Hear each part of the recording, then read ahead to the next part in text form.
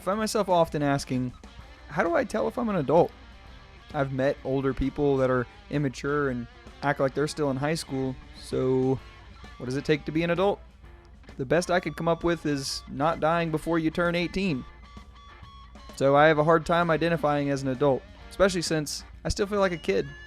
That being said, I want to talk with other, quote, adults and learn from them. After all, the quickest and typically the most painless way to learn is through others. Somehow, we're adults.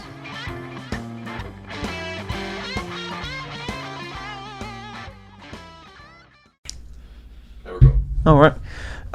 So what kind of? So you have like a full setup for your? You do PC gaming. I'm pretty sure. Oh yeah, We've talked about that on the previous podcast. Like it's my breakaway from this world essentially because it's like it's terrible out there. So terrible out there. yeah, it's terrible out there. What do you mean? Like the world sucks. No. You listen to all my video games. I ain't gotta listen to nobody. I do what I want. You don't have to, but you just told me about like before we started recording. You were talking about the microphone you have, so I'm assuming that means you talk to people. Oh yeah, tell them to go screw themselves. Oh, is that what it is? Like a COD lobby, you know what I mean? Dude, like I remember. No, I'm just kidding. I talk to a lot of people. Enlighten me, because I remember when I used to play games on. Oh, no, you're good. When I used to play games on online, like Call of Duty and shit like that, like if my parents could just put on their Bluetooth headset and hear what I was hearing, like I would have been grounded. They would have taken the PS3 away from me for forever. I don't even know if I'd ever would have seen a TV screen again. No, yeah, my mom. I don't think my mom would have grounded me. She would have just walked in there while I'm playing it, grabbed it, and smashed it to pieces and told me to go read a book or something. Yeah, but we went to public school. Doesn't We good, matter. Colton? It just started recording. Oh, the button didn't work? No. Ah. So it's going now. Alright, Okay, well now we have video. We gotta get a new button. God damn it. Well, it was $20 on Amazon, so we have well past its worth. Man. Oh, but, well. But yeah, it's nice. I mean, like I play a lot of online games and stuff. Like Yeah. I do have an entire audio setup, couple screens. Like I do a lot of like video stuff, audio stuff. Do you do any like streaming? Like, or I say streaming. What is it? Is that what it's called? Yeah, The term? that's it. Yeah. I did, and then I did a little bit of YouTube for a while. But it's just, you know, then It's a lot of work. It's a lot of work, and you just have to be fake. I'm not like that. What do you mean you have to be fake? You got to put on a persona. You got to, make sure people like you. Like, Is that really what it is? To be successful, yeah. To be successful, yeah, you gotta put on some fake Dude, ass attitude. I can't do that. I don't think you need to put a fake ass attitude. I think you just need to be who you are. Oh yeah, that, and I'm also Like, dude, look at like the biggest podcasters and everybody like that. They're just their natural personality. Like that's what I'm doing with it. I'm not trying to be anybody specific for the podcast. I literally be Ryan. Exactly. And if people don't like me, then they're not my audience. Mm-hmm. Like even if they do like me, if they fucking don't like me and they still want to watch it, then cool, they can watch it. But like I'm not trying to be anybody specific for this. This is who I am. If I tried to fake it, it would last for like and I think that's what really kills a lot of people. It wasn't necessarily that I was faking it too. It was just never felt like you were down. stressing it. Yeah, I was stressing it. I never sat down, and I was over judgmental on it, and it just never stuck. Yeah. You know, I'm like So this was I get interested in something, and then I fall through, and then I'll pick it up again a few months later, and I'll fall through again. It's just, yeah. So you're lacking like the discipline of just keep the doing discipline definitely. I ain't got no discipline when it comes to that. It's Yeah. like my exercising regimen. You see in it. Yeah. Once a month, maybe. Yeah. if I'm feeling good that month. Yeah. It's difficult, man. I mean, well, it's hard too because like you've always worked shift work, and even with college, you haven't had a consistent schedule to where you knew Tuesdays from this time to this time you're going to be working. Like it's always your stuff has been like changing every week to week. Yeah, so it's hard to do things because like it's draining. Having a schedule like that is just draining. So like when I'm not working, I'm at home just playing games or watching TV. Like it's just I just don't want to do anything. Yeah. Like I hardly even get up to go get food. Like that's why the Wendy's down the road, like 3 minutes away. They know my order by heart. I pull in, they're like, number 3 spicy, 5 ranches. Yep. All right. Ranches. I love them so much. So, all right. So now we can transition to the next topic. So, how long have you had IBS for? I'm just fucking with you. So, irritable bowel syndrome. So, what does that have to do with ranch and spicy chicken? Ranch makes me feel better. Okay, I'm a ranchaholic. The spicy, yeah, dude. The spicy nuggets, no, they don't make me feel better. They just taste good. It tastes so good, man. Yeah, they're so good. I don't know what is it about spicy stuff, man. Because like, I've gotten to the point. I was never like this in my childhood. I put hot sauce on everything. See, my thing is I like a little bit of heat, but there is a certain threshold. Like some people just dump hot sauce, dump like ghost pepper chilies and stuff like that. I was like, no, like if I smell it and my IBS flares up, like, man, like it tells me first, hey, you eat that, we're not gonna be friends. You know what I had? It was a delicious snack. You know what I had for a snack before you came to do the podcast? I had plantain chips with hot sauce on them. Delicious. Something, super like salty like that and crunchy, and then with that vinegary hot sauce, I just love it. Like one of my favorite ways to eat pizza is cheese pizza with hot sauce on it. I could dig with some hot sauce. So on cheese simple. Pizza. I'm definitely a hot sauce and like definitely like winter foods, like soups, chili. Ooh, fuck up some chili with some cornbread, some hot sauce, or ham hock and beans. I ain't had that one in a minute, but I haven't had that in a minute either. Come to think of it, it's cheap, dirt cheap to make. Just you throw it all in the crock pot too. Get home, it's done. Mm-hmm. At least I think. I don't know. I've never made it. Yeah, that's pretty much it. Yeah. Yeah, you just throw it in there and it's done. Yeah. And you put it over some cornbread. So going back, like, what you were saying about like working shift work and stuff like that, like it becomes super hard to make new habits because you don't even. It's like you are habitless. Yeah, it's like I can't plan time to do anything, especially even though now I do get a 2 week schedule. It's still hard for me to plan things because it's like I always have like something that like I need to get done, but it's just like it gets thrown somewhere in the week, and then like by the time I do get it, I'm drained again. Like it's just like it's really hard to like just sit down and set out like, hey, I'll do this on this day or every Tuesday for like each week. Like if I had a set schedule, I would go back into my I would go back into like I was in college. Because college, I had it was the closest thing I've ever had to a set schedule, because I knew what days I could work, and then what days, and I didn't really work on school days. So Monday through Thursday, I would maybe work one night shift, and that was the weekend warrior. So like I planned, all right, I get off of class at this, I'll do my homework, an hour or two afterwards, and then like I had that allotted time set. I was in the library every single time, whether I was caught up or not. I just forced myself to keep going and just stay ahead. And then I would, I actually was exercising in college and finding ways around it, and I even had spare time to run the fraternity. Like I was happy with the closest I got to a set schedule. If I had a set schedule now, probably within a week or two, I would be finding stuff to do on every single day. So you think that the set schedule allowed you to better discipline yourself because time. So what's because then at that point you know what you're expecting for the week. You know what allotted hours you have. Like when you can do stuff. Do you think a lot of it's got to do with the set sleep schedule or just the set? Definitely the set sleep schedule, because it's like having like different random times and stuff like that. Like it just throws your sleep, even if it's just a few hours of a difference. It just throws your sleep off. For me, it does. You track that on your Whoop, and you can see does it tell you your bedtime and wake time variability? Well, how much changes? It gave up on telling me when to go to sleep and just suggest you go to sleep at this time and then wake up at this time. I think everyone's did that. And then it knows I ignore it, so it'll be like a half a second notification, and it won't even stay on my phone. It'll just automatically delete itself. It knows. It knows I'm not going to sleep around that time. I mean, I would say because I have a set schedule that I am like that. Like I can say too, when I was working a shift work job too, where my schedule changed every week. Like you said, even if it was by a little bit was still a lot. Then like I would I would close like you've heard of clopening before, where you close one night and then open the next day. Oh yeah, I've done that a lot. So you leave work at 11 and you have to be back there at 5 a.m., 6 a.m. the next day. It's like, that's like, first of all, like if you get off work at 11, that means you don't go to sleep at 11. That means you take 30 minutes, get home. It's 11:30. Well, you got to eat something. This is if you do nothing after work. You like get home, eat something really quick if you're even hungry, and then you go to bed. And you go to bed at midnight, and then you have to be at work at 5 a.m.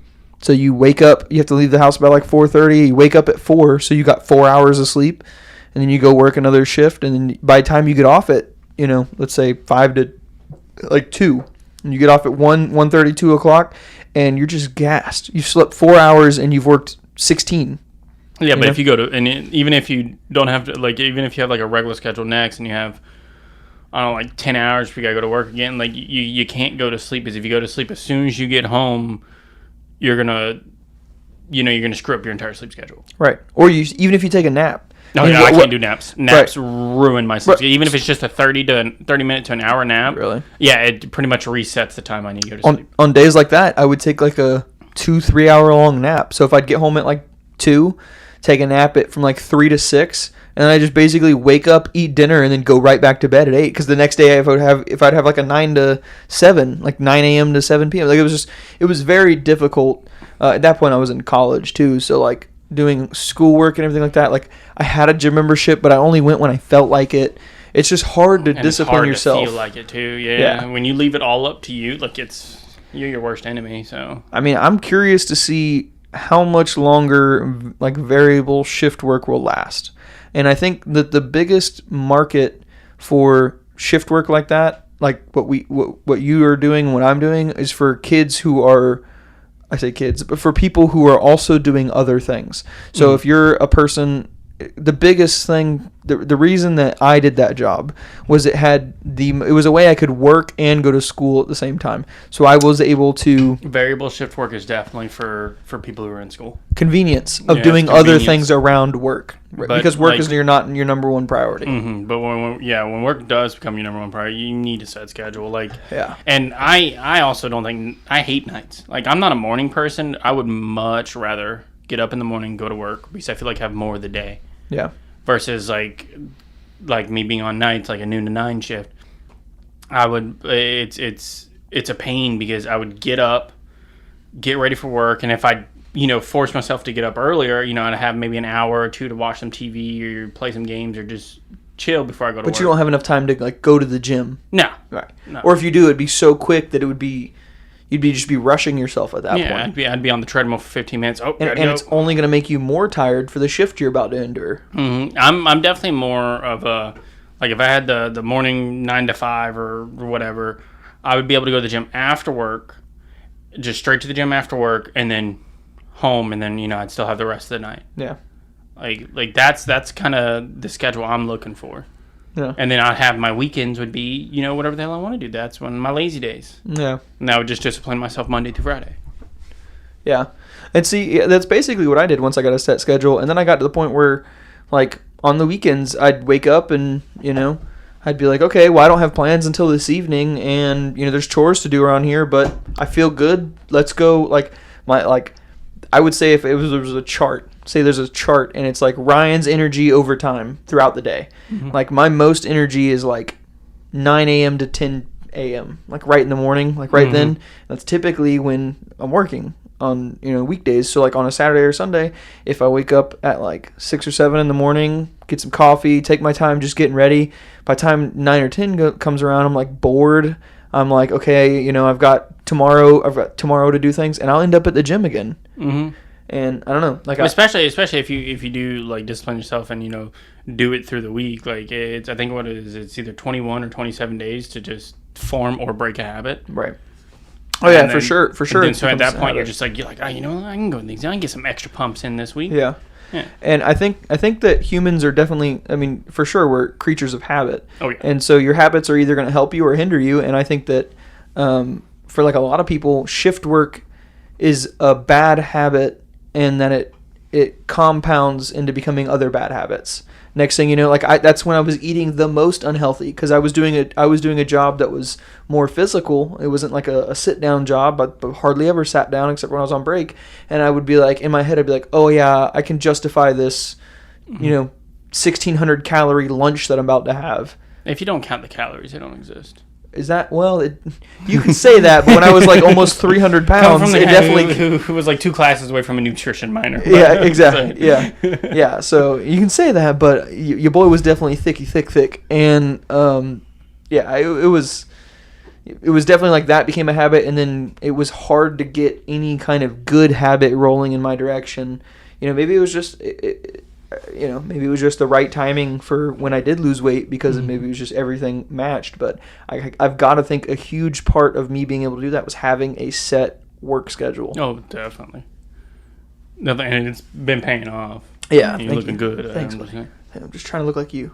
But, so you're going to have to get a bad stomach for that one. Yeah. Which is well, you say that, but like you've always been the same build even before you had IBS. In all honesty, the only time I ever even gained a little bit of weight was just when I turned 21 and was able to drink beer. Beers will leave that belly on right there. Yeah. Alcohol is legit. It's legit. I actually never mind. I'm not gonna say it. Basically, I don't drink that much. Anymore. Yeah. Anymore. Yeah. What are you guys looking at me like that for? So, I mean, I was about to say, we put them back, a few of them back in high school and growing up. Whoa. We were supervised. Okay, I don't know how it works. By me. I was drinking sodas. You guys are crazy. You guys are breaking the law. They can't arrest me now. What's the statute of limitation? We're past it. Are we? Yeah, we're old as fuck. I don't know, man. You say that with a lot of confidence. There'd be people getting arrested for murders they committed like 15 years ago. Oh, shit, you're right. I'm in college. Make sure you keep the mic up to you, Will. It moves. Yeah, in my head, that was the easiest. You just like dry humped the table. That was the easiest you just scooted route. hard forward. That was the easiest route, okay? Yeah, okay. It works for you, whatever. It was... I would think that set schedule definitely changed. Maybe it also helped too. I wasn't as stressed because college, when I was full-time college, part-time working, that's a lot of stress. So Monday through Thursday, I was a weekend warrior. Friday, Saturday, Sunday were the days where like you said, I would work like a part-time job. But when I say part-time, I was working like 30 to 35 hours in 3 days. Max part-time, yeah. Yeah, I was working like 10-hour days. Yeah. Like, I was always and then I would work, I think I worked Thursday nights, too. But, like, Monday, Tuesday, Wednesday, and Thursday, I had school. And when I would get out of school, like, they were all, like, half days. They would do, like, 2 classes a day. I'd be done by, like, 1 at the latest, I believe. And then I would do homework between classes or after classes and stuff. But to still have a social life and work the amount of hours I was working, it was like, dude, I was never home. Yeah, that was with me because I got really stressed, especially my sophomore year. Like, sophomore year was by far, at my particular school, that was like college hell year. Were you working full time too? I was part time, but like you said, I was like full maxing out part time, and sometimes I would even hit overtime if it was a good week. Yeah. And I ended up picking up some extra shifts, but I always picked up the extra shifts too. I was the first person they called when someone called out. That's what I'm saying. They always called me too. As long as they knew they had my school schedule and they knew not to bother me from this time to this time, and I allotted an extra hour into the school schedule. With me, they didn't even give a shit. They would call me anyways. And if I was in class, I would just my phone wouldn't go off, but I'd get a voicemail and they knew I'd call them back. And they knew I would like debate it and be like, okay, how much homework do I have? Okay, can I get it done before I go? Or when is the homework due? Like, I would like think about it. It wouldn't just be like, oh, it's Tuesday, I have class, I can't. It would be like, well, maybe I could. Well, if they had to hit me up while I was in class, they knew, like, because the executive chef and the sous chef, they fucking loved me. Yeah. So like, and they knew that I was in class on these days from this time to this time, and so they would just text me if it was around that time. Like, hey, you think you can pick up a shift, come in whenever you can, and then just work till close. And I was like, yeah. Usually I either say, most of the time I said yeah, because I hated staying at home. Like, anything to keep me busy was like the only way I could like deal with stress is to the busier I got, the easier it was for me to, like, I guess, put it to the side. Right. And then, but there for a moment, I burnt myself out. Especially, luckily, senior year was I wouldn't say a joke. I had some harder classes, but as far as like actual class go, nah, it was a joke. Well, it's like have you seen? There's like, I think like psychologists use 2 different scales to measure stress. There's like one for regular people, and then there's one for people who are in college. Did you know that? Like I didn't know that. That makes sense though. I might just be talking out of my ass, but I'm pretty sure that's like a thing. I remember learning about that like in high school or college, and it's because the stress levels of people in college are so high. Mm-hmm. So because they got so much to do, and they got a lot of money riding on one decision. Mm-hmm. And you know what kills me too is, you know how easy it is to drop out of college? It is one piece of paper with one signature that you don't even have to read. Man, college is I don't know, man. I've said it before on the podcast. I think college is... It kills me when, like, my grandparents are like, you got to go to college. You got to do this. Well, because like, back then, a college degree meant something. Now, I mean, look at me. I've got 2. I've got a bachelor's degree and an associate's degree. And does that count as 2, or is that just, like, one? It's 2 separate degrees. I thought to have a bachelor's degree, you had to have an associate's degree. Yeah, but they're 2 degrees. He keeps I paid for both those. I paid for both of them. I'm telling you, I got 2 degrees. Yeah, I got 2 motherfucking degrees. Everybody with a bachelor's degree technically does have 2 degrees. Hey, they count when you apply, too. They count as a separate degree as well.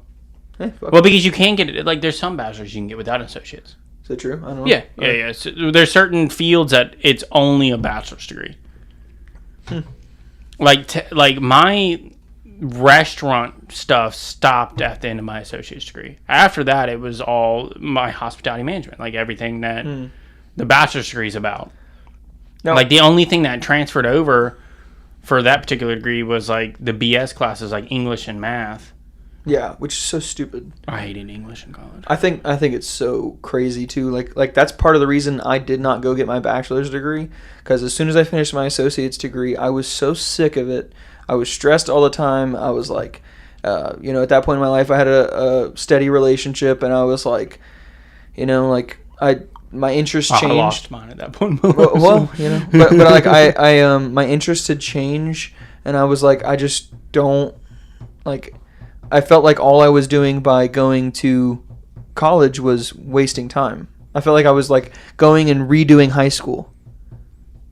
Well, you know what I mean? Like, cause like all the classes, like what am I taking? Like, just some of the classes were just so stupid. Why did I need to learn chemistry? Like, it was a business degree. I don't give. Like, I guess you could make a business about chemistry, but shouldn't That's a separate degree. Yeah, but shouldn't I decide if I want to take chemistry classes or not? It's like, nope, this is required. You have to take this, and I'm just like, why? Like, teach me. And trade school has teach me how to balance a checkbook. Nah, well, they should. I did technically do that in accounting, but still. But that should be something you shouldn't have to pay money to do. They should just teach you how to do that. That should be in like elementary through 12th grade. Like that's when you should be learning about all this adulting stuff. Through public education. Yeah. Well, I didn't even learn cursive, so. Yeah, well, I did. I learned cursive. But why? I don't freaking use it. I use it for my signature, which most people's signatures these days just look like stupidness, anyways. Like, mine depends on how much effort I want to put into it at that moment. Mine depends on if it's with an actual pen or if it's on one of those little screens. Oh, if it's on those screens? Dude, I literally put a dot the other day and hit accept. Like, literally oh, no, I probably shouldn't be telling people this. So I'm going to force my signature. They could just put a dot one day. You don't know where the dot is. If you put it in the wrong spot, I got you. I know where I put my dot. It's not random. But like, I mean, I felt like I was just wasting money at that point. I felt like at that point I learned too that like you can really do anything in life. You just have to decide you want to do it. And I learned at that point too that like a lot of where people get opportunities just by knowing somebody, not by what they know, but by who they know. I mean, anybody who's worked in like the real adult world knows that if you know somebody, you're automatically going to be like moved to the top of the list. Doesn't matter if you applied for a restaurant job with your degrees and then I applied and I knew somebody that worked at the restaurant, You wasted a lot of money getting those 2 degrees that all I had to do was know the right person. Well, see, I think the problem is like, I didn't realize this until I was almost done with my degrees and was actually, spending more time out in the job industry and stuff. Back then, like with our parents and everything, a degree got you somewhere. Make sure you talk to the mic. Sorry. A degree got you somewhere, like right off the back, like, oh, there's a degree, you're just because you have this degree, your eligibility manager will train you to do this, blah, blah, blah, blah. Most of them didn't even care what the degree was in. Now, they're just handed out like candy. And, like, everyone's got a degree, but, like, no one cares because all they want is experience. But the problem is to get the experience, someone needs to give you a chance, but you can't do that because you don't have the experience. Right. Like, so you're in this endless loop of, well, you don't have experience. Well, then give it to me. No, this job requires experience. Well, how do people get it? Yeah, man. I don't know. And, like, so many places, like, I feel like a lot of people turn down people who would do a job so much better than somebody with a degree just because they don't have the same degree or the same qualifications. I got passed up quite a few times, actually, in the Hard Rock. So I was beyond eligible to become the cook 3 and then sous chef and all that. And I got passed up multiple times just because they knew someone and they ended up just falling through. Mm-hmm. They ended up costing the company hundreds of thousands of dollars. Multiple different times. And just kept passing me up because they knew somebody.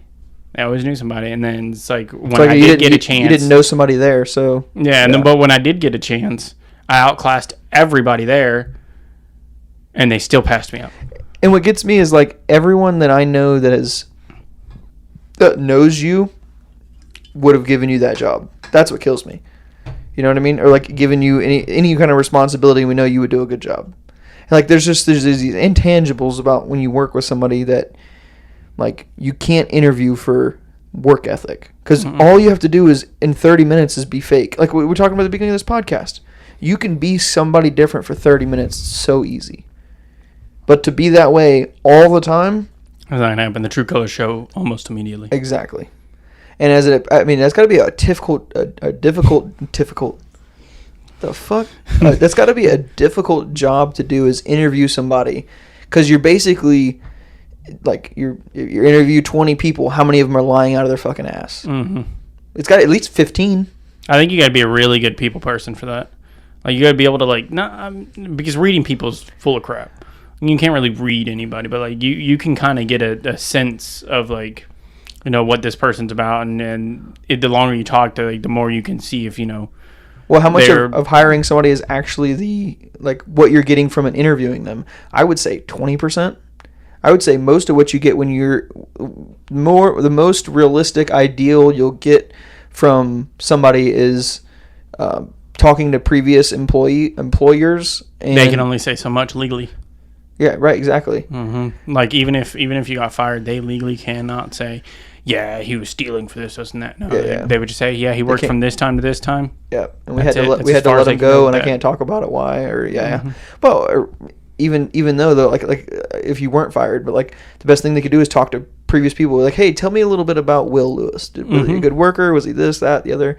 And I feel like that's where you get the true, honest opinion, because there's no reason that your previous employer has to tell you that they did or didn't do a good job. They have no incentive. Mm-hmm. They either can just lie out of their ass too, which another thing they have to worry about, or they could look at like previous evaluations, previous things.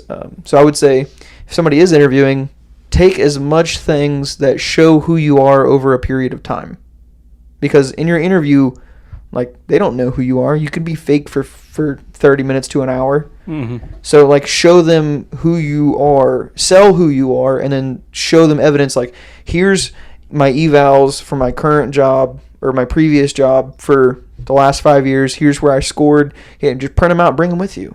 No, yeah, that'll make an impression there. Yeah, like, I'm not scared of who I am. Mm-hmm. Now, if you are a shitty worker and you want to get a job that you don't really deserve, like, fake it till you make it, I guess. Shit. But if I know for people like you, that would be your biggest thing, is like, here's all this evidence of why I'm a good worker. As somebody who might interview people one day, that would probably be what I would look more at. Because someone can sit on the other side of a table and sell you snake oil you know, and until you start reading about the That's be a really good salesman. Snake. I mean, you've seen my dad. Yeah. Man sold a trailer to somebody who didn't own a boat. So. Yeah. So what got you into the restaurant industry? Was it being in culinary in high school? Yeah. So at first I actually wanted to be a firefighter. Really? Yeah, and then I realized that was way too much work. And was I wrong? Because I also went into the restaurant industry. That industry is terrible. It's different, though. It is different. It's different. I don't know what it is. I loved in culinary. Like, I just loved the high pace. Definitely the high pace environment was something I do miss about being in the industry. The one thing I don't miss is the sporadic schedules, the terrible work environment, the getting passed up at any chance just because you don't know it, and to be fired at any moment for the wrongest of flaws, just simply because the dude didn't like you, or he thought one thing about you and didn't give you a chance to defend yourself. Yeah, we've had a few chefs try and do that, but it's like it Tapping on the table. Oh, my bad. Yeah, you're fidgeting like crazy. I do. I'm a fidgeter. I know. I don't know. I've never noticed it before. Well, it's because I usually do my leg. Oh, okay. Well, but yeah, it's I did enjoy it for the longest of time, and I still love it. I don't know. I started this past actually year and a half with COVID, like really, especially me losing my job at the Hard Rock. It opened my eyes. I started thinking about where I want to be 10 years down the road, like how I want to get there, and like what I want to be doing, and none of my goals are going to be able to be achieved if I stayed in the restaurant industry. Now if I went to the hospitality, like, hotel management or even like resorts and stuff like that, like, yeah, I could have achieved it, but it was just, I don't know, I kind of felt like I was getting burnt out. So I started try something new. Yeah. Well, I'm excited to see where it goes, because I know whatever it is you do, you're going to be great at it. I just know that when you like working in the restaurant was like so much fun, but like one of the things like Chef Paul talked about is like restaurant life's hard. It's hard. It's tough. You're going to bed late. You're waking up early. And there's no family time, and that was a big thing for me. You just yeah. I mean, you just can't. You can't have by that world. Yeah, you can't have a family. Like, there's a reason why a lot of restaurant workers are doing drugs. Yeah. Like a lot of them. Or at least drink a ton. There's not. Yeah, you're either drinking or doing drugs. If you're not doing any, you're a serial killer. Right. Well, yeah. Or like, golly, man, you have to be the amount of mental resilience I would say you probably have to not fall victim to that world and to do all those things. Like, I've seen podcasts with chefs before, and they could become huge, like physically huge. Like, they gain a lot of weight because you're constantly eating delicious food that's not really good for you. Imagine eating restaurant food all the time. I would be a happy camper, but I would be. But I would die in you'd have probably IBS about a year or two. Or something. No, my IBS would kill me before I got there. Yeah. Well, it's just it's a tough life, but man, I loved it so much that like a lot of people love it so much that they're cool with that. And then more power to them. And a lot of people, I think what the restaurant industry shines is definitely like smaller businesses, like when they decide to open their own restaurant and do it. Like, yeah, of course, restaurants and bars have a huge potential loss. And like, you're not making money for the first few years at all. You're burning through it, and that's if you're successful. But have you ever thought about working at like a breakfast brunch place? No. Why not? God, I hate breakfast. Yeah, but you don't have to. It's dirt easy. It's so easy, but I just But like the schedule, that would be like the schedule would be dope. Schedule would be dope because it's breakfast schedule. I mean, like, yeah, you may have to come in at 5 o'clock in the morning, but you're out about 3. Yeah. And that's after cleaning and everything. You don't like breakfast? I think it's just because I'm always asleep during the time. I'm a steak. Like, I can eat a ribeye at 8 in the morning. Well, yeah. I mean, I would love to. Yeah. Well, but like breakfast foods are like some of my favorite foods. I've been like, I think, I don't know. I'm more of a like, yeah, steak and eggs every now and then. I do like some breakfast every now and then. But like, I like. What's your 3 favorite fruit groups? The Fruit Loops? 3 favorite like food like types. I was like, there's more than one? Like, what do you mean? Have I been missing There's the rainbow ones. There's the rainbow ones, like, and there's They got That's a it. chocolate one, right? Oh, then it maybe. wouldn't be Fruit Loops. It'd be Chocolate Loops. I don't even know, man. Well, there's different like store brands. Maybe we'll just go with the. No, you don't be cheating on the Fruit Loops. The mixed it's like berry cheating loops. on. It's like cheating on the Fruity Pebbles. Like, you crazy? We buy the name brands. Yeah, we buy the name brand stuff. So I'll go with mine first. Like, it's got to be like Mexican, Italian, and breakfast foods. If that's even things that I can like, I know I went from like this culture, this whole subcategory of foods, but like I'm talking like eggs, bacon, grits. Like, I don't know if that's like food groups, more or less like cultural foods. But yeah, no, you get what I'm going for. What are yours? Can I guess? Yeah, go ahead. All right, Chinese. Fucking love me some Chinese. I know my dude. Boy, like I got some stories about going to some Japanese steakhouses with him, and I'm lumping Japanese steakhouses in with Chinese people. Sorry if you don't like that. I don't care. It's my podcast. So Chinese food. Let's just count like steakhouse food. Yeah, but what categories that go into? Because I was trying to figure that one out myself. Like, No, just steakhouse food. Grills? Fuck it. Grilling foods? Well, this is our parameters. Yeah, whatever we want it to be. Steakhouse anything. When I said steakhouse food, people started thinking about longhorn steaks, potatoes. Like, Yeah, I would say right. grilled vegetables, but you don't count that. I like me some grilled veggies. All right.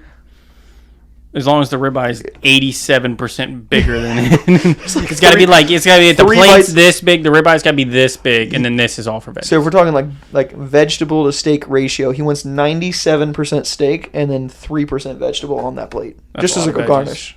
That's a lot of veggies. Okay, all right. So steakhouse food. So I think I've gotten. I'm You've like nailed two of them, yeah. I'm for Especially sure if you're about two of lopping them. like Japanese and like hibachi and And sushi burgers and all are that included in that steak too, in that steakhouse, because I'm not a steakhouse big, burgers. I'm a fancy burger man. That's why I said steakhouse burgers. Yeah, that's what I'm saying. Like I'm a fancy, like, you gotta have that like bacon aioli. Ooh, With some like that- some like chipotle stuff with like a Some grilled brioche. grilled brioche. bun. Yeah, Stop it. And then I know a little Gouda. I know you like you some Ooh. Gouda. Boy, who doesn't? Find me that person, because they don't. I'm still not a big fan of their mac and cheese, but Okay, so third one. What would be the Will's third one? It's got to be Italian. Because you like some pasta. I do love me some pasta. But I would be. I'm a big Alfredo man. I'm for sure two of the first. You're for sure locked in the other two, but I don't know. I've had to think about the third.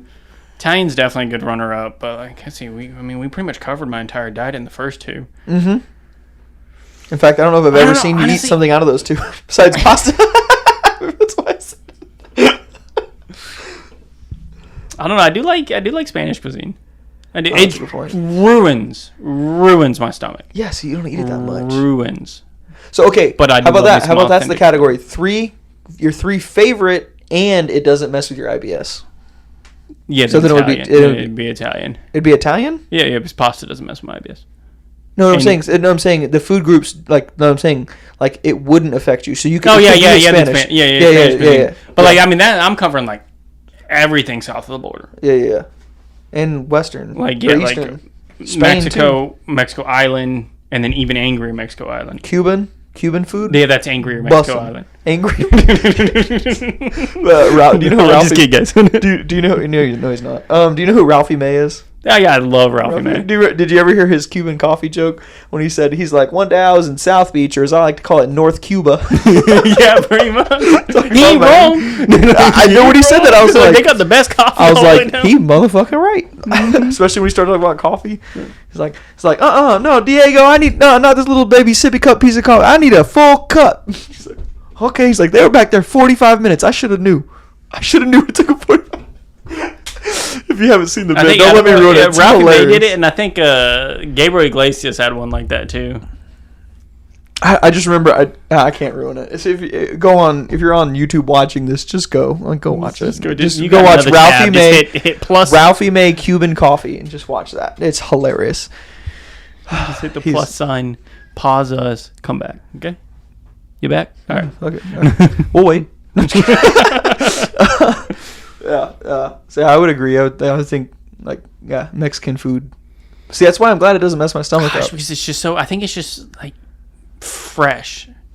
Like fresh as some of the, like, if you get authentic stuff. Dude, if you get homemade tortillas, Listen. dude, a homemade tortilla with a little bit of milk and some sugar on it, fresh off the grill. Listen, mi hermana, she been telling me about it, what she been making, y'all.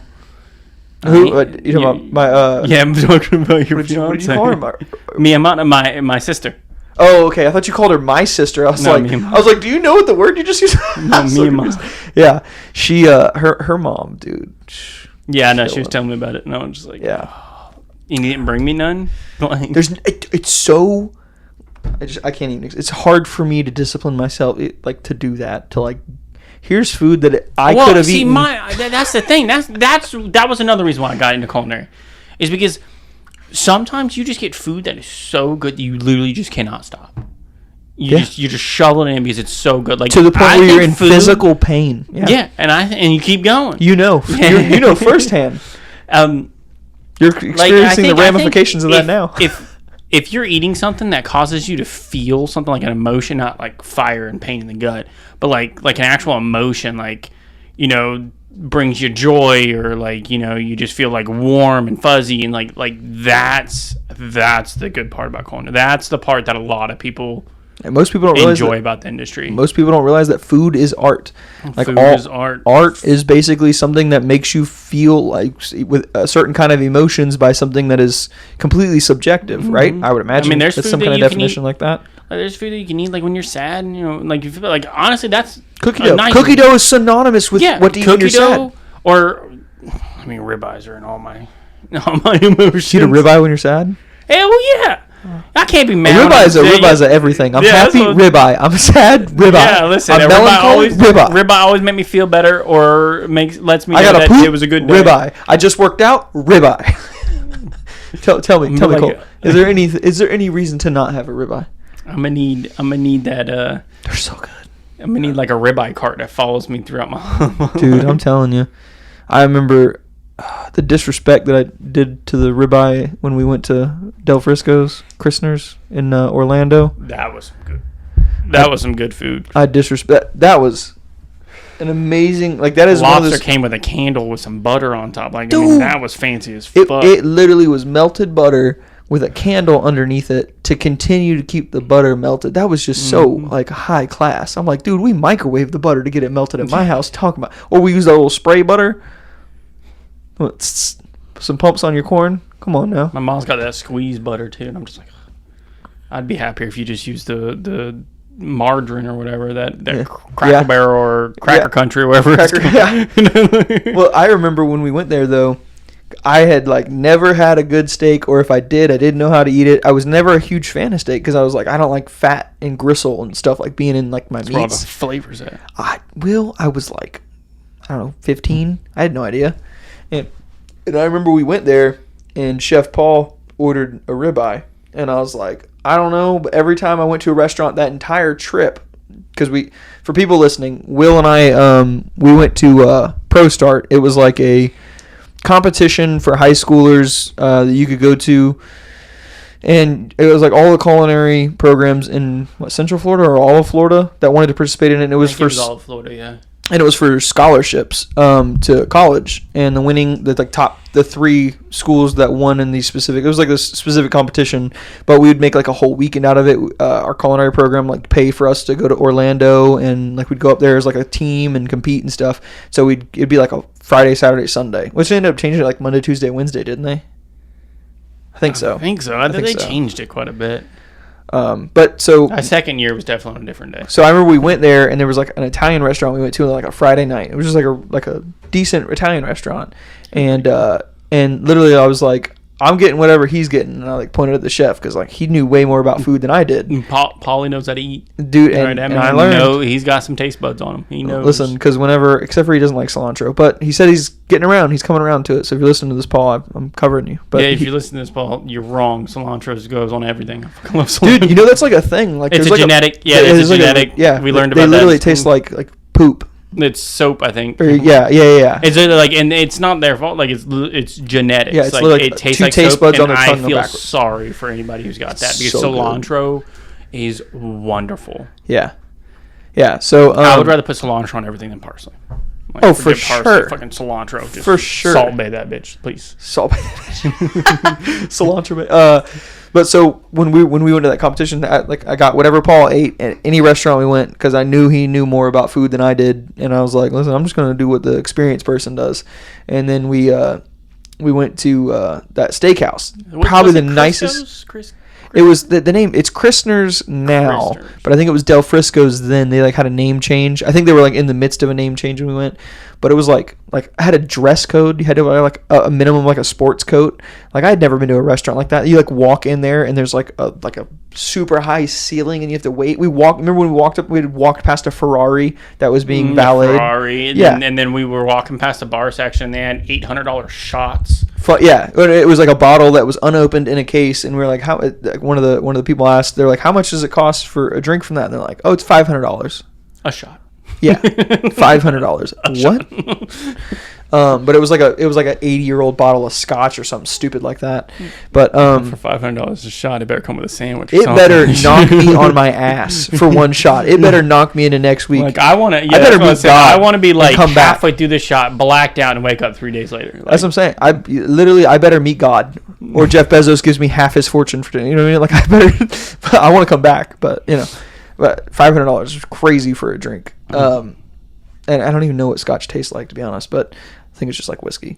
So when we were at that restaurant, though, going back to my story, Paul ordered a steak. I wasn't really good at eating steaks, but I said he hadn't steered me wrong yet. I'm getting whatever he's getting. And I get a ribeye, which a ribeye naturally has like marbling around it, marbling throughout it, has like chunks of fat in the middle sometimes, and then it's a bone, which all things that I did not want. I did not grow up eating, so like I get it. And like we're all eating our food and everything's been super delicious and the steak is super good, but I'm only getting bites of meat, which is like if you eat a ribeye and don't eat the fat that's marbled throughout it, you're gonna have like 3 bites of steak, which is essentially I took a like 16 or 18 ounce ribeye, or maybe it was 20 ounce because it had a bone in it. I don't know, it was huge. It was a big boy ribeye. It might have been a 12. Yeah, and I think I had like 5 or 6 bites of it, and I was like super disappointed. And like Paul looks over at one point and he's like, Ryan, what do you think? Because he knew I'd never had a ribeye.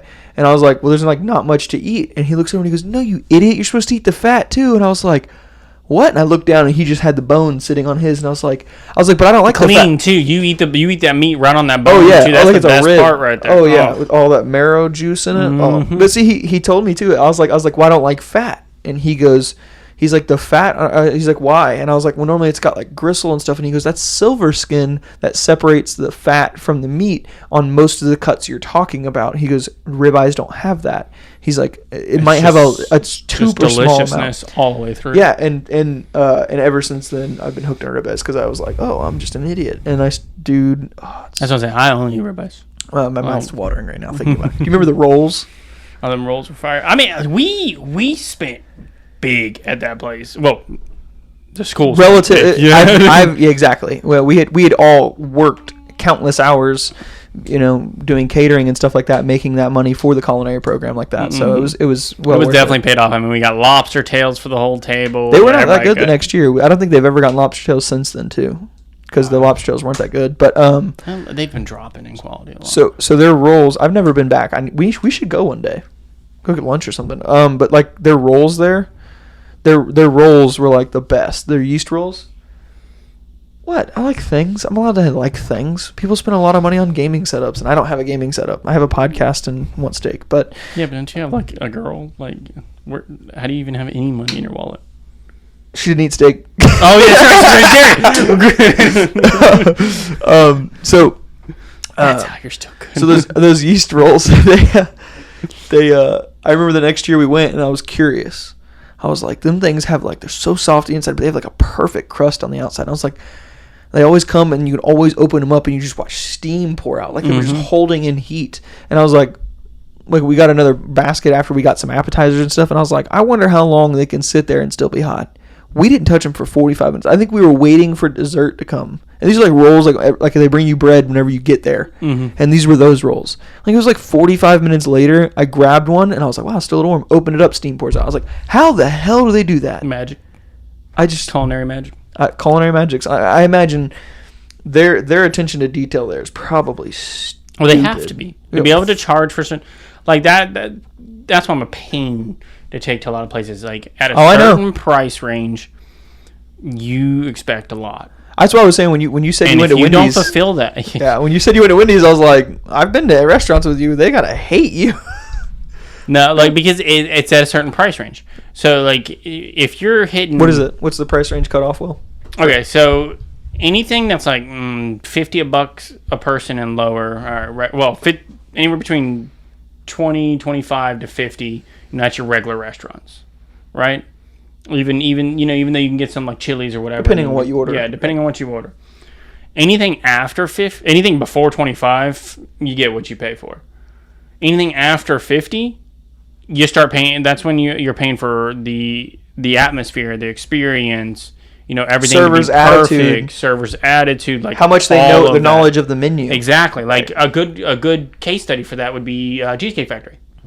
I mean, yeah, like their foods, they have a huge menu, but like as far as like server attitude goes, you can only be a server if you memorized all like 130 of their dishes. It's like 130 pages of dishes. Like You get a whole book. All right. How much money do you think they spend a year on menus there? Just having them like printed. Well, they don't symbols change it and up stuff? often, so Well, they don't. Well, I guess they don't so have just to. replacements. I mean, but like right off the bat, a couple G's Yeah, easily. yeah. I mean, how many are there? There's probably a ton of them. Everybody knows the Cheesecake Factory. Yeah, you always want to have more than capacity. What do you mean? So Oh, the menus. if you- Yeah. You don't have. So if you can only hold yeah. 150 customers, You're gonna have 200 menus. you're going to have at least 200 menus. Yeah. Because people are ruthless. Mm-hmm. Yeah, you don't have a menu to give them. You might as well go ahead and pay their food. Yeah. You just go and comp their whole meal. Yeah. Interesting. Yeah, but like it's just like when you get to a certain point price range after that, like that's when I start breaking down everything. Like even the plate that it comes on. If my plate's dirty when it comes out, I didn't pay for that. I paid for this is $100 steak. All right, the only crap I want to see on it is the blood. Mm-hmm. That's it. It's no blood. Shouldn't be no blood. Was it glycogen or whatever? Yeah, whatever the fuck it's called. The good juice. Yeah, all right, all I want to see is that good juice. That red sauce. That red sauce. That red liquid. That's the dude. Oh man. I want it to still move, when I poke it. It gives me one last fuck you, all right? You know what I mean? Yeah. I don't know, man. Like I talk about cooking. Like I was talking to a buddy of mine the other day about cooking a steak, like not on a grill, and like cooking one on like a cast iron skillet on a stovetop. And I've talked to Colton about this before. And like I can see it in my head, and I'm like, okay, so you have to preheat the oven to this, put the cast iron skillet with nothing on it, just preheat that seasoned cast iron skillet. Then you put it on the stovetop that's already preheated as well, like a 6 or 7, and then you take your steak that's been sitting out for like at least 30 minutes to get to room temp, and then you season it both sides and make sure you pat the seasoning into it so it holds on to it, and then you get just a little bit of olive oil, and the olive oil is going to get really hot real quick. Exactly. Or you know what I mean? Like I think about all these little details. Most people are just like, yeah, I'm gonna take the steak, and then they're like, I feel like most home cooks, they literally just like, they take a pan out of the pantry or wherever they keep their pans, they put the steak on it, put it on the burner, and then turn the burner on. If I saw somebody do that to a ribeye, I'd probably throw up on it for them. Oh yeah, like where they put it on there before, like if you don't hear a sizzle, you're doing it wrong. Right. Exactly. But like, you've been to houses before, you see, they don't teach cooking to kids.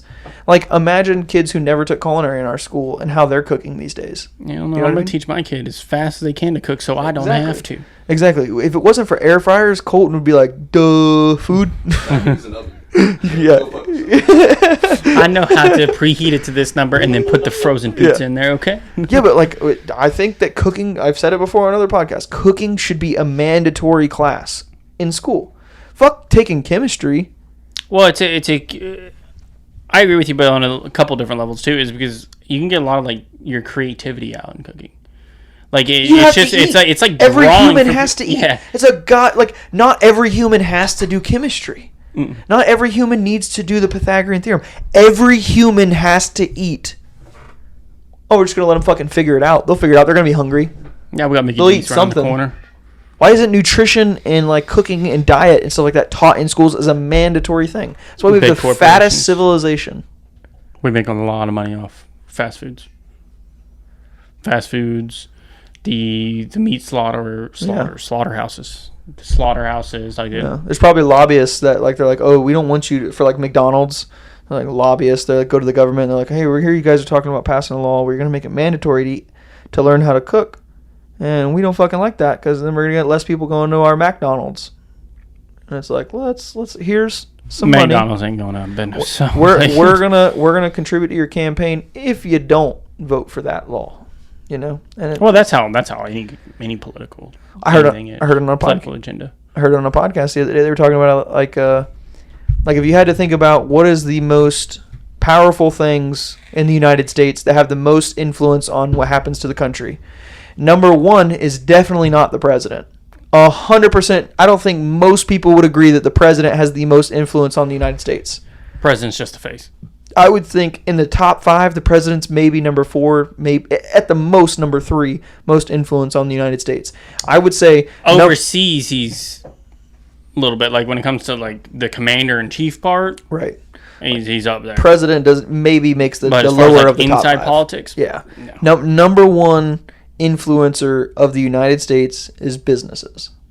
Big corporations. For sure. Maybe number 2 is just the government in general. Valley. Maybe number 2 is the government in general. But like business is definitely number 1. Number 2 is maybe just government in general. But like even then, it's like I don't know. I could be convinced otherwise.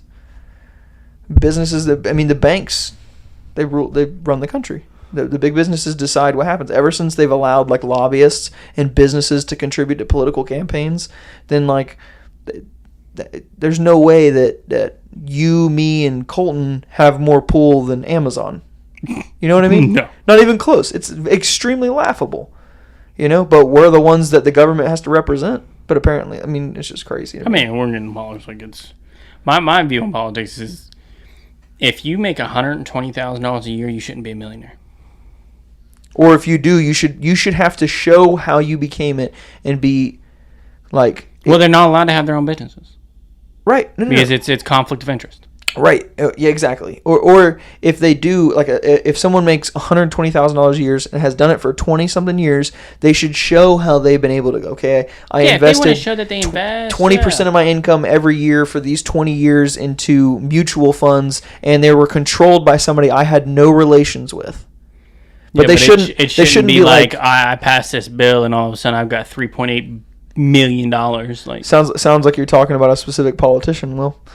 All of them. Yeah, a good majority Both sides. of them. It's in insider trading's quote unquote illegal, right? But it happens all the time. If you're poor enough. Huh? If you're poor enough. Yeah, I guess. Like, if you're not in government, yeah. If you're rich enough. Yeah, exactly. I don't understand that. Like, how did? Well, listen, I've given up on that. Like Nancy. I play video games. Exactly. Like was it? They said that Nancy Pelosi, like right before that law came out, or right before they voted against the Keystone Pipeline, she bought a shit ton of money in stock of the company that was going to be running the railroad. Like, so basically, there was 2 options. It was like the Keystone Pipeline to move that oil from up north, or it was move it on tanks on a train. She bought a bunch of stock in the train company right before the thing was before Biden went in office and canceled the Keystone Pipeline or whatever he did. Specifics of it I can't really say, but because I don't really know. But all I know is she bought a bunch of stock in the company that basically was going to be making a lot of money because the Keystone Pipeline wasn't going to be around. How the fuck is that okay? Like, that's not okay. I mean, that's not even like the worst she's done. Like, I mean, there's been rumors. If she got to vote on it, why does she get to like pay that money? There was rumors of like her helping out. Like, she was giving her, I guess it was her husband or whatever. I guess he was a general contractor or like a real estate builder or whatever. No, he was literally getting prime real estate. Like, they were increasing taxes in certain area, running everyone out, buying up the businesses, and then gave the government contracts to him and him alone. Well, he had something to do with the voting machines too, like the company that owned the voting machines and stuff. Like I don't understand how somebody who's the Speaker of the House of the United States, the person that if the president and the vice president both died becomes the president of the United States, is able to do like she bought a lot of stock in, was it Visa? And then there was like legislation written about Visa, and it helped their company out a ton, and she made a shit ton of money off that. Like, how is she worth, however many millions of dollars she's worth when she's made $160,000 a year or whatever? Welcome to the United States government. Yeah, I just don't get it, man. So presidents make more money after being president than they do while they're being president. They're operating the biggest military in the world, and they're making $400,000 a year. Like, what is the incentive for somebody like The Rock or like somebody who's making more than $400,000 a year to become president? Power? Or because they can believe they can actually make change? And as soon as you become president, like, I guess after that, if you survive it, you can make a shit ton of money. But one of the things I learned, they keep that pay for the rest of their lives. Yeah, but regardless. But they also lose a lot of stuff too. They can never drive again. Yeah, you were the one who told me that. Yeah, they can never drive again. They can only drive on their private property. Right. But that's insane. And you always have to have Secret Service. Mm-hmm. And like that, to me, that's super wild. Like, there's no incentive. Like, what if they made the president's job? What if they made the president's job is that you got a percentage of the taxes? I don't know. Maybe the taxes would be raised.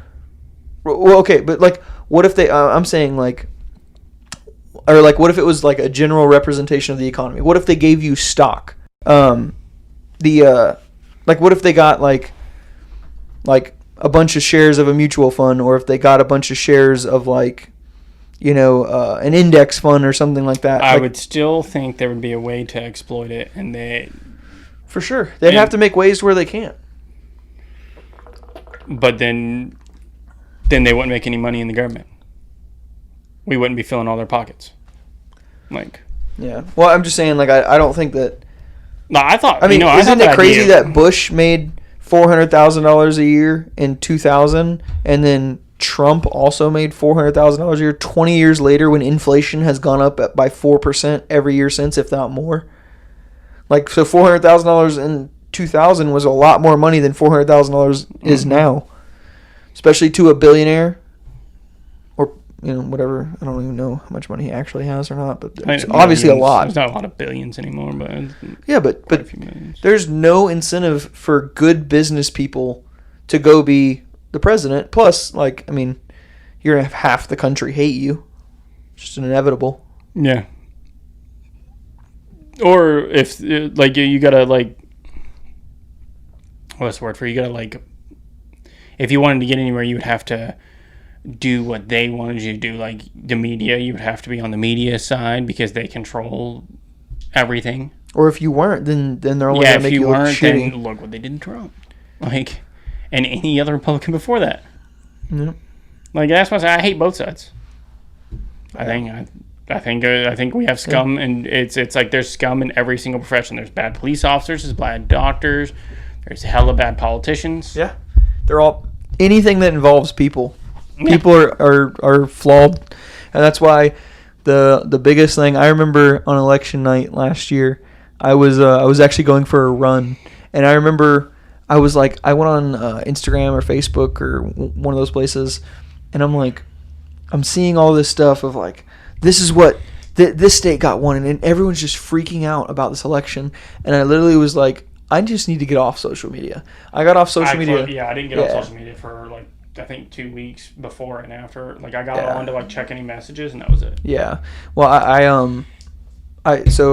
was like going for my run, and the one thing I could think about, because I was listening to Dave Ramsey's podcast at that point, the financial guy that I listened to, and so I was listening to his podcast, and one of the things he had said once before or something like that, I ended up like zoning out like part of the way through my run. But the only thing I kept thinking about in my head over and over again was, too many people are worried about what happens at the White House and not enough about what happens at their own house. Because most people think that who the president is makes the biggest difference of their life. And in reality, it's the decisions that they make. I would say the White House is maybe accountable for 2 to 5% of what actually happens in people's lives. Like, okay, yeah, gas prices go up. Yes, everyone's going to have to pay more for gas. But in the grand scheme of things, is that why you have shitty money? Like is that why you are living paycheck to paycheck? Is because you have to pay more in gas? It's no. You're living paycheck to paycheck because you bought a bunch of shit you can't afford to impress people you don't like. That's more impactful. And what you spend on your house is more impactful than gas changing and increasing by 33%. Do I like that gas prices went up? No. Obviously, everybody wants that cheap gas to... Especially not in my gas. Everybody wants to save money on little things like that. They don't want us inflation to go up and have to spend more money on a gallon of milk or some eggs and stuff like that. But the biggest difference, you have the most impact on your own life, and most people do not want to take that responsibility or that accountability. That's like the whole thing with the coronavirus and like the whole freedoms and stuff like that. Like have you heard? I think it was Thomas Jefferson or Benjamin Franklin, one of those founding people of the United States. One of the things they said was people or what did they say? I forget the exact quote, but it was essentially it was like people who would trade freedom for their safety or for security. Oh yeah, it was like neither. It was people who trade their freedom for security no longer have freedom. Or people who trade their freedom in lieu of. Can you find that quote? Find that quote and read it to us. I'd love you a long time, but it's like people who would exchange their freedom in lieu of security deserve neither. Mm-hmm. And I was like, that's true. Like, oh well, the government just wants to find out where we're at so they can do contract tracing. So we should just allow them to see where we're at. I have nothing to hide. And it's like, yeah, but you have the freedom for them to not track where you are. Which, granted, a lot of that shit went by the wayside whenever we went to the Patriot Act back in like 2001. Mm-hmm. That was a joke. The Patriot Act. Well, I mean, a good example would be like gun registries. It's a great example. Like, because they want to, what's so bad about having them? If you have legal guns, then just have them registered. Well, what happens when they decide that it's no longer legal? Mm-hmm. Then all the money I invested in that, or like my property, they come and just take. Mm-hmm. To what? Like, you give them an inch, the government takes a mile. They're never going to give you that back. You got it, Colton? You talk about those who would give up essential liberty to purchase a little temporary safety deserve neither liberty nor safety. There you go. Yeah. See, you see why I didn't remember that word for word? But it's a good quote. Ben Franklin. Ben Franklin. Yeah. So I said Thomas Jefferson or Ben Franklin. So I was one of those guys that signed that piece. I got a 50% on that test. But yeah. I mean, it's the same thing though. Like like with but like a lot of people, what you're saying about like the gun registries, like that's how I view like when bump stocks got made illegal. Like, yeah, I'm never going to own a bump stock. Do I think they should be illegal? No. I don't think the government I don't think that's their call. I don't like what makes like a bump stock. They got made illegal because one guy committed the biggest mass murder in the United States, the mass shooting was when the dude in Vegas when he shot at the Jason Aldean concert and killed like 50 something people. That he was using bump stocks, and it was that specific instance where bump stocks got made, or like that's what caused them to be made illegal. Yeah, but the bump stock didn't shoot the bullets. Like, blame it on the weapon, blame it on the tool. And when they also want to say you don't need, they're like, oh, you don't need military weapons or blah. Well, then neither does our military. Yeah, well, if you think about it, muskets were the military weapons. Mm-hmm. We've just been upgrading since then. Yeah. Like they don't use AR-15s. You're not convincing me of nothing. But the point I was gonna make though is how you view like any law making it harder for us to have guns as being something that's a slippery slope that they're just gonna keep taking until it's impossible to own a gun, like it is in a lot of states. Like and then what's gonna it's so hard to get a gun. Yeah, that's what I'm saying. And then what's gonna stop them from saying, "Alrighty, we're no longer a democracy. We're a dictatorship." Exactly. It's a slippery slope. It's a balance. It's a fine line for those two things. But in that same instance, that's how a lot of women and people in general view abortion. Is by getting rid of abortion, all you're doing is you're introducing a slippery slope from them taking things away from girls and women. And why is all of a sudden the government can make laws about my body? And it's a fucking hard thing for me to argue. My point of view on that is it's their decision. Like, and you don't know what they're going through. Right. Like, yeah, for the ones that, are, I doubt this is actually them, like, where they're just going out and sleeping around, being careless, doing that, and then getting pregnant and just getting abortions like fucking once a month. I don't think you can actually do that, but still. Mm-hmm.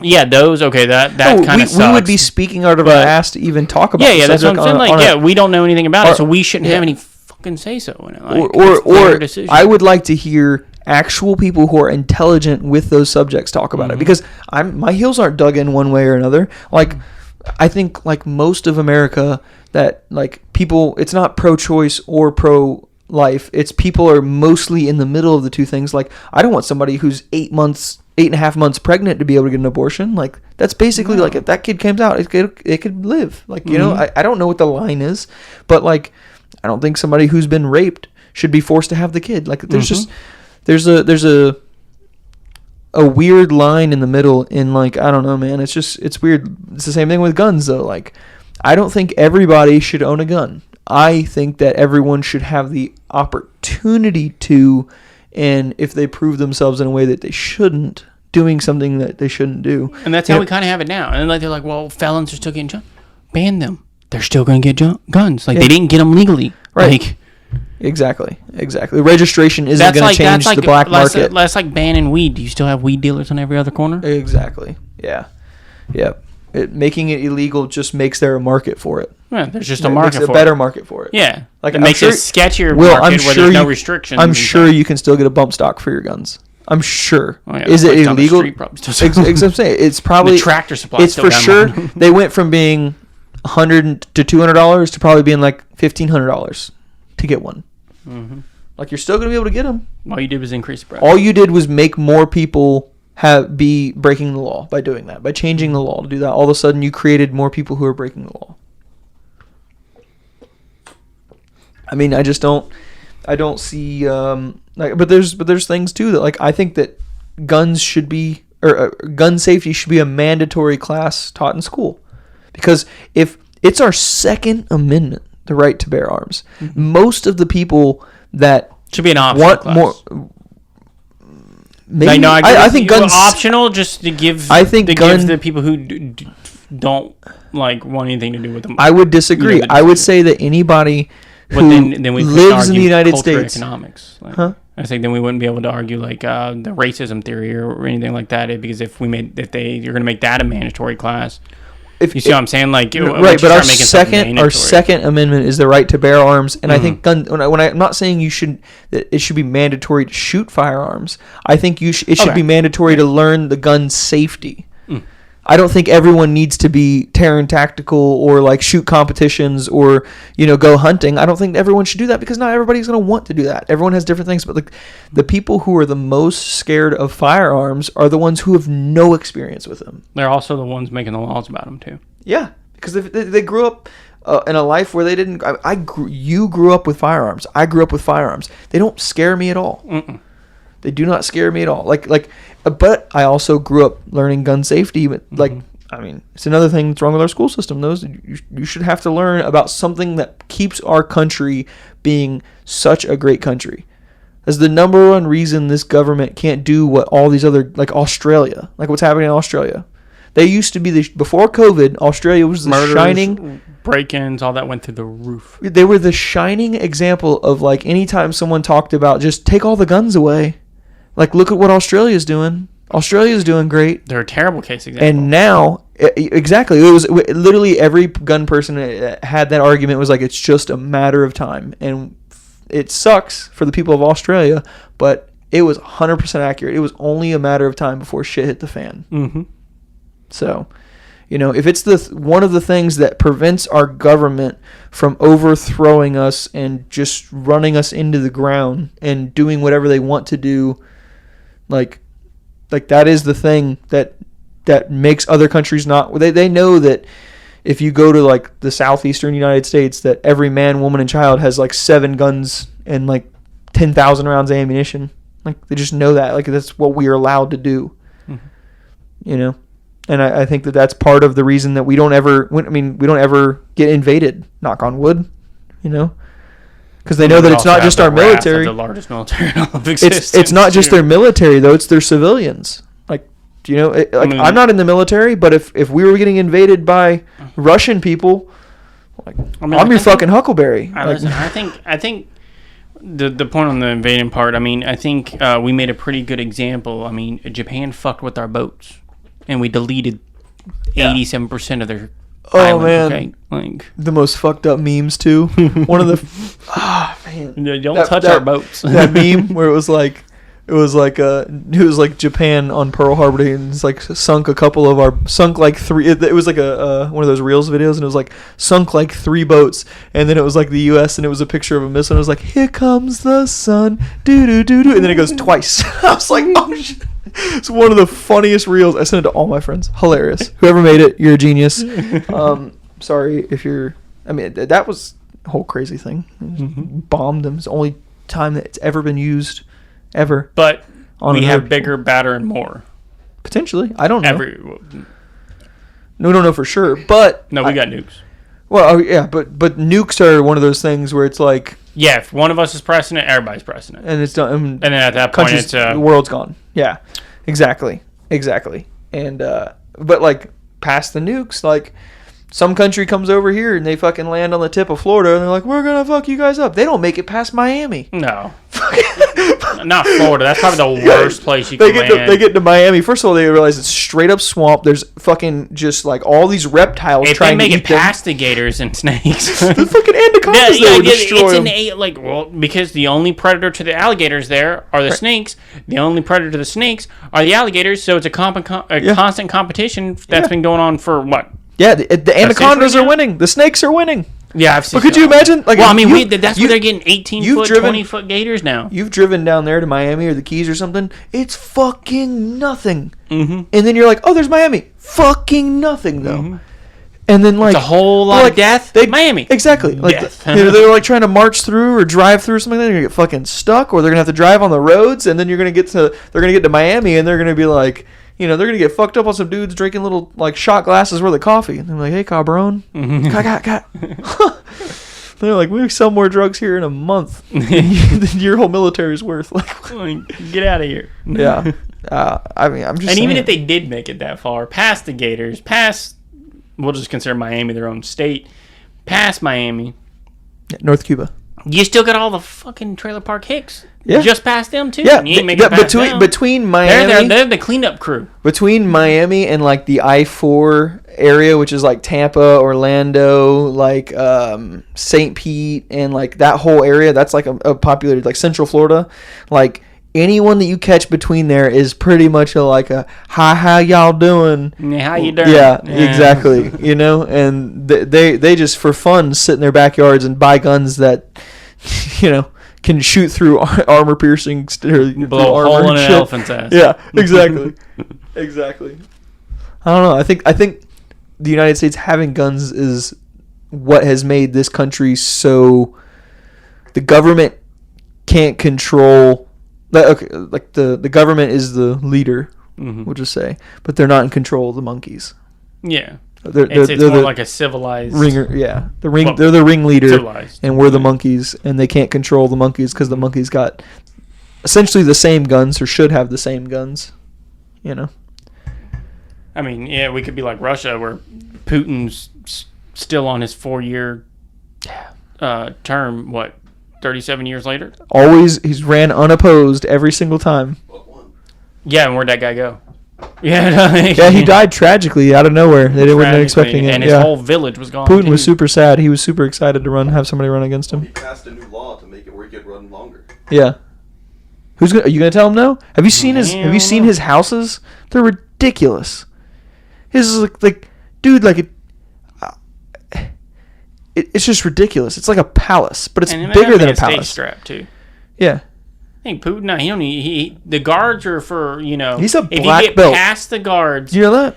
Then it's he's like a you're in his zone. He's judo? gonna fuck you up. He's like a judo black belt. No, that's scary. Like competition level, like badass level black belt. I'm like, oh, if you win, you're dead. At a certain point in Russia, they're just kind of just like, well, if you ever want to have somebody different as president, you just have to wait until he decides he doesn't want to do it anymore or he dies. But why would he not want to do it? He has the most power, the most money. And he's done, if you look past law bad, good. Like, some of the things, yeah. He's done some good for the country. It's not like he's like the shining star. He's not like Kim Jong Un, where he's just like Kim Jong-un racking the country. Yeah. Like, I don't know. He knows judo, sambo, and kyokushin. Dude, Sambo's I what... made that last one up. I don't know what that last one is either, but I'm not trying to fuck around and find out neither. I ain't trying to find out either. That's a whole lot of ass whooping I don't know about. Exactly. Well, the Sambo, that's what Khabib does. Khabib Nurmagomedov, do you know who that is? Yeah, I'm not even going to pretend that I do. You don't know who Khabib is? Bro, listen. From the UFC? I fell out of the fight scene for a while. He was the undefeated. He was like, if we're talking about GOATs in the UFC, like greatest of all time GOAT, like he's in the running. He's like one of the Mount Rushmore of UFC, in my opinion. And I would think that a lot of people would argue for him. We're talking like John Jones, like John Jones, George St. Pierre. Might talk Conor, just because of what he's done with the sport. You could probably talk like Ronda Rousey because of what she did with the sport. But you're definitely talking Khabib. He's undefeated. Kamaru Usman, you're probably talking about him too. He's undefeated as well. Wait, Kamaru might have one loss, but I don't know if it was on his professional record. It might have been on his amateur record. You know, but Khabib is definitely in the talks because he was 29-0, and like it was just he lost 2 rounds ever. And he didn't lose 2 rounds. He took 2 rounds off where he just didn't destroy the other person. He let him have a chance. Not even have a chance. He was just like, I'm going to take a breather this round. You do you. I'm just going to, Here's a fun fact. Putin was presented a black belt and made a grand master of Taekwondo despite not actually practicing Taekwondo. Yeah. Have you heard the story about the guy who... took his Super Bowl ring, and it was like he was wearing a Super Bowl ring when he was in Russia, and he literally he showed it to Putin, or like he was there, and Putin's like, "Oh, let's see that," and he like sees it, and he like takes it off and hands it to Putin for like Putin to look at it. And he goes, "Oh, nice," puts it in his pocket and walks away. And then he's like, "Hey man, that's mine," and like the KGB dude that was there with him like put his hand on his chest and he was like, "It's not yours anymore." Like he just like shook his head. Give No. that one up. Like, what are you gonna do? Like, hey, motherfucker, I played football hard for that. Give it back. Like, no, he runs Russia. One of the biggest countries. There are 150 million people in Russia. Yeah. No, I'm not. If I'm he not. wants whatever he wants, he gets it. Can I at least have a free meal? Nope. Well, I'm assuming if you're in his presence, then just like... Yeah, you've got... You're can you going to get imagine, something. Can you imagine? That was probably that dude's only Super Bowl ring. It was Robert Kraft's Super Bowl ring from the Patriots.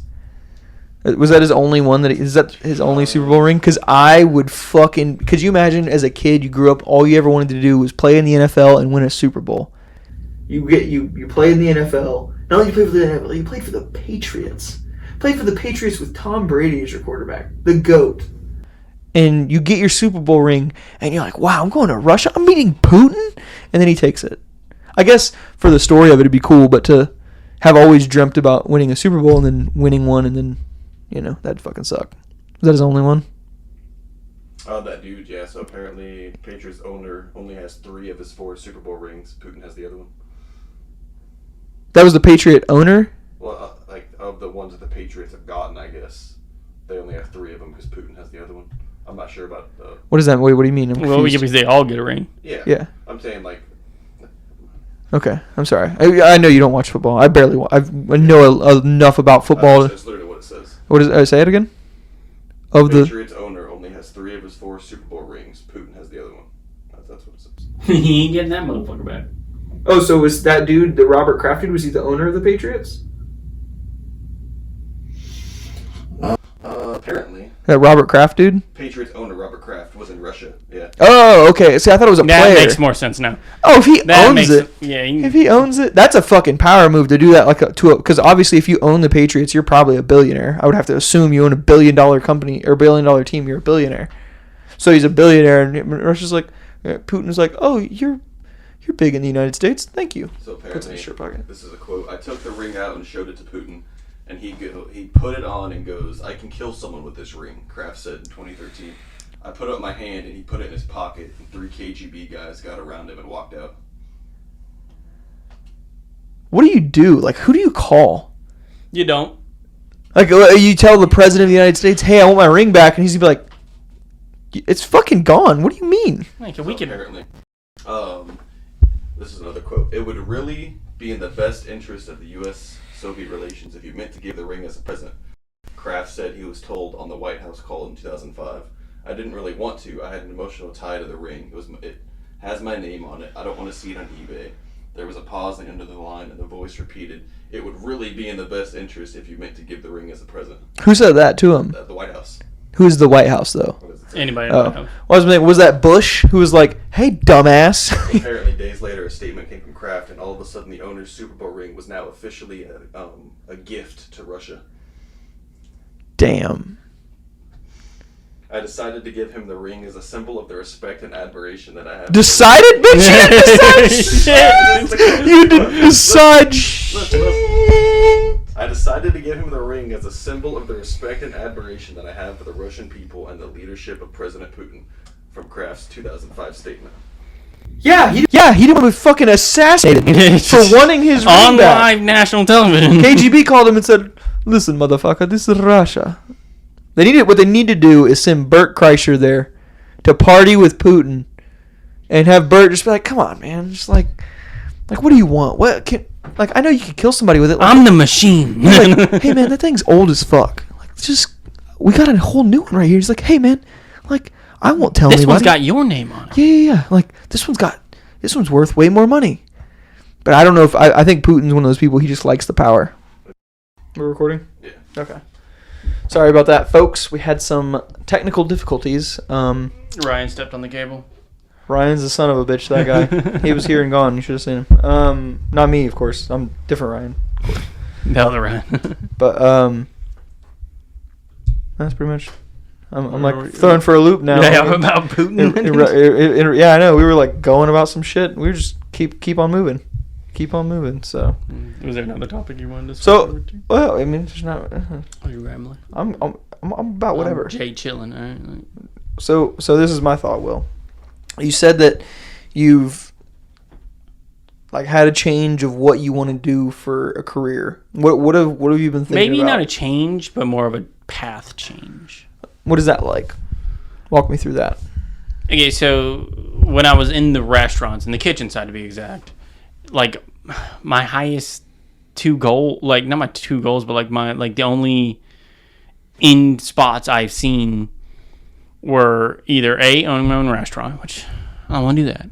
It's not. You might as well go ahead and shave your head now. Be bald because you're gonna lose all your hair. Yeah, all my hair. Yeah. Super high stress. I'm gonna have to. Yeah, it's super high stress. I'm gonna have to, deal with all the upkeep stuff like that. I'd rather just somebody pay me good money and I'll work for them. You know what I mean? Yeah. Or GM. And most GMs and restaurants just, unless it's like a really, really, really nice restaurant, which is even harder and higher stress, you're making what, $60,000 a year if you land a solid job, and like no benefits. No benefits. You work when everyone PTO, is off. And when everyone's off of work is when you're working. 60-hour weeks, nights, weekends, holidays. Definitely holidays. That's why I decided to not pursue it whenever I was in high school. I said I'd just be a good chef. That's just the trade-offs. Kind of like pictured them, and I just decided it wasn't worth it to me. Yeah, like I was saying, I get all my fun at home now. Like I make what I want, and I get to experiment with recipes here and there. But so now, and if somebody doesn't like it, you can just say fuck off. And if I don't like it, what can I do? Yeah, can I get you something else free of charge? No. Go fuck yourself. Yeah. But Will, I didn't very much like that casserole you made. Well, don't fucking eat it, Cindy. God damn it. Don't fucking eat it. McDonald's is around the corner. Yeah. But sounds like you're gonna fucking go hungry or be upset. Yeah. Did you remember that door you walked through? Go walk through it again. Yeah. Why don't you fuck right the hell off? But now it's like, I'm just trying to find like where there really isn't a limit of how far I can climb the ladder. Mm-hmm. But just to be able to go and then hey, maybe, I'm not liking this particular part of it, have the option to be able to switch. Like in the Hard Rock, I didn't have that. Mm-hmm. Like in the Hard Rock, the only way you moved up was slicing the guy in front of you's throat. Mm-hmm. And I mean head off. Or sucking his dick.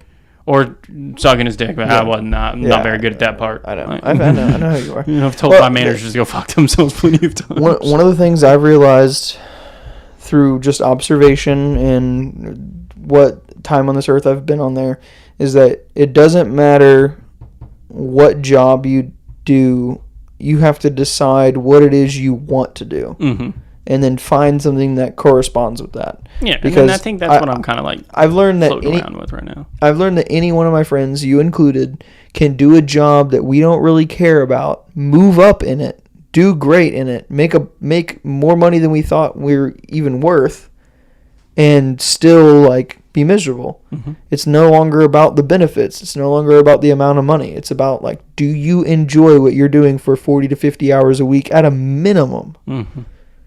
You know, and do you like your life outside of that work as well? It's a fine balancing act. And that's something that I've, had to learn and see and witness. And I've just learned that, to me, I want to do work that I'm passionate about, work that I'm excited to get out of bed. Like, one of the worst things ever is on a Sunday evening realizing you have to go to work. And I want to find a job where I don't care what day of the week it is. It's just like, oh, it's Sunday, so I have more time to do stuff around here for chores and, more time to chill and do something different, just to be the variety, the spice of life. I want a job that I'm not dreading going to work to on Monday or through Friday. If you do what you love, you'll never work a day in your life. Right. Yep. Yeah, and that's what kind of where, like, I've always enjoyed the customer aspect of it. Like, not much of a people person. You say that, but you're fucking awesome. You know what you would be great at? You would be a great salesman. Nah, maybe if I had it was a secure paycheck, not the off. Most of them have minimums. Yeah, a lot of sales jobs these days, it's $30,000 a year plus 5% of your sales or whatever it is. Like, I think if you could get into a job where you sell restaurant equipment and get commission off of that, I bet you'd be fucking banking. Oh yeah. Or sell like software. I mean, obviously software sounds fucking. No, I don't have a fucking idea. Yeah, no, but, that's a. Yeah. Or you gotta be able to code that. You don't have to code. You just have to know how to be able communicate. Yeah, I guess. But I would say you're an expert level communicator from how much you've dealt with people and you understand what the people you're dealing with want. I think that's something like I do strive in or excel. I do excel in. It's just like I'm good at like like you say, communicating. Like, as far as people person, it's like I just get burnt out with my social battery sometimes. But like if it's something like that benefits me and them, like, and it's something we talk about, I just like chit chat with people, seeing maybe how I can help them improve their day. Like, right. Well, to me, a salesperson, a good salesperson really just is this. Somebody decides by themselves that they want to buy something. You just have to educate them. You become is really a teacher on why they want something. You know what I mean? So like, it's like with a restaurant, like somebody doesn't know what they want. Hey, what do you think about this one versus this one? It's like, okay, well they're both really good, but this one's a that and this one's a that. Like steak or the chicken. You know what I mean? Depends on what you're looking for. What about the restaurant equipment thing? I think I'd be pretty good at that one. Well, imagine one that I thought I would be happy with is not mainly this one. Kind of bumps off. Like if I gave up on the customer service route, my plan was actually to go into health code. Health code? Yeah, like health inspector. Okay, yeah. Yeah, but everybody. Yeah, that would be hilarious. I'm a Mick fucking asshole about that. Yeah, well, which is good. Yeah, which is good. That's what people want in a health inspector. Here's the health code. Here's my expectations. Yeah. You better fucking. Yeah, bare minimum's not gonna get you anywhere with me. Bare minimum keeps me from like deducting points. Depends on how good their food is too, though. But no, I'm just kidding. No, I won't eat it anywhere that's like. Yeah. Like that's what I'm saying. Like that's like if I can see I think open kitchens, you gotta have a lot of balls to do that. Keeps you honest. Yeah, it keeps you honest. But like if you're in an open kitchen, you sit me near the kitchen where I can see in that door, I'm judging the shit. Like I'm analyzing the tiles on the floor. If you got a French fry on the floor, that's some points. Yeah, I think that's probably a good one. But I was thinking more towards the sales thing. Like, what if they're like, okay, it's base salary of $30K a year. Then all you have to do is discipline yourself to have your finances set up to where you can survive off $30K a year, and then all the extra is just like butter on a biscuit, man. It's just extra stuff. I think that would be a great job for you because then you're incentivized to do a better job, and I think that would be something that you would shine at, is something where it's you are as great as you can be based upon yourself, and you're as shitty as you can be based upon, like, you either live and die by your own sword in a job like that, and at the worst you're still covered, because if you don't make any money, you're still covered, you know. I think that's why a lot of people go in one spot. I think that's why a lot of people go in real estate too, is they go into real estate because they can, you have the potential to make a shit ton of money, but you also have the potential to make no money, but it's completely on the individual. And I think you're going to see a lot of people going into jobs like that who realize that stuff. Is that you work with some people, and you know, I've realized this in the professional world. You'll work with people who will get paid more than you, seemingly, and do a lot less than you, and fuck up a lot more, and have a shittier attitude, but get paid more just because they've been there longer. Mm-hmm. You know, and I'm sure you've witnessed that. Oh yeah. So currently. Yeah, exactly. So, but thanks so much for doing this, Will. Yeah, thanks for being the first one with video. If anybody who is listening to this on sorry, you got to see this Spotify and or Apple, or any of the other podcast platforms, we are working on getting on YouTube. So, hope you guys check us out on YouTube. I think it's going to be an amazing thing. I love watching podcasts, believe it or not. Yeah, definitely. Yeah, like listening, great when you're like in the car or something. But like if you're sitting down, I'd rather watch one instead of listen to one. I'll set my phone up while I'm in the kitchen and just play a podcast off YouTube. I do like that's what, like, especially when you're cooking or something. I love that's when I watch or listen to my podcast. Is then, or I'm jamming. Like, those are my only two options. I hardly ever actually have anything like TV. I don't watch TV while I'm doing that. Hardly anybody. I get distracted. It's so hard to like sit down and watch TV. I mean, that's why so many people go to audiobooks. It's so hard to sit down and read a book. And it's easy to like wash dishes and be focused on washing the dishes, and your eyes are locked in on the dishes, but listen to something and still be consuming content. One of the things I was telling him is that like listening to a good podcast, it gets you like 6 to 7 out of a 10 of the way there. You know what I mean? Mm-hmm. Like, because like you don't see the mannerisms, you don't see whether someone's smiling, you don't see, like right now I'm like counting on my fingers, but you don't see that, you don't know that just listening to it unless you're watching the video.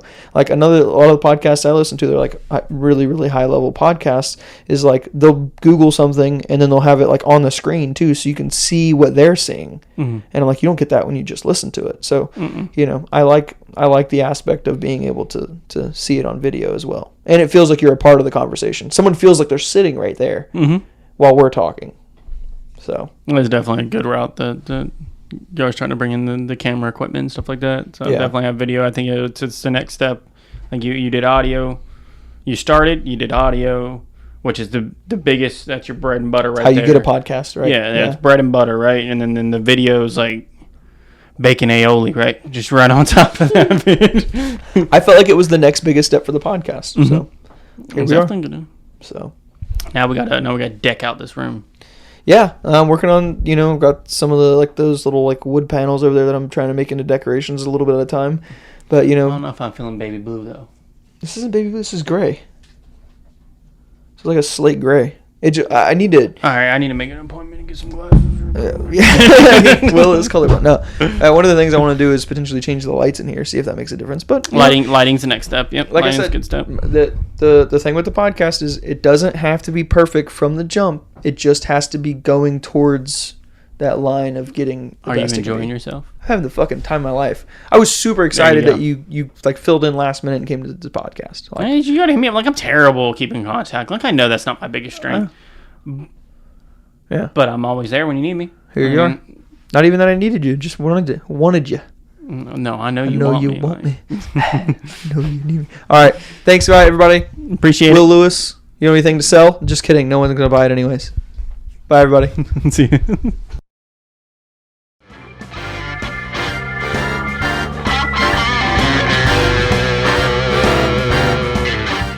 Hello, everybody. This episode is over, but if you would like to support the podcast, you can head on over to the Instagram account to Somehow We're Adults and use the link in the bio to donate to the PayPal account there. All of the money that is donated will be used to make the podcast better. But either way, I'll keep it going. Make sure to follow the podcast where you listen to it for future episodes of Somehow We're Adults. Thanks, guys. I appreciate you all for listening, and I'll see you next time.